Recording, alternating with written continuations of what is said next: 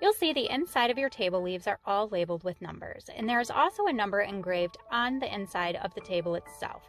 Lining up your table leaves is really as simple as 1, 2, 3. You're going to line your number 1 up with your number 1, your number 2 up with your number 2, and your 3 to your 3.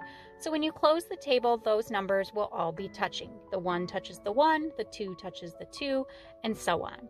Sometimes you might have to jiggle the table a little bit to get a perfectly snug fit. If you feel that you're having to force it though, it is likely that you do not have your numbers lined up properly. So pull the table apart and start over. Make sure your 1 matches with the 1, and so on.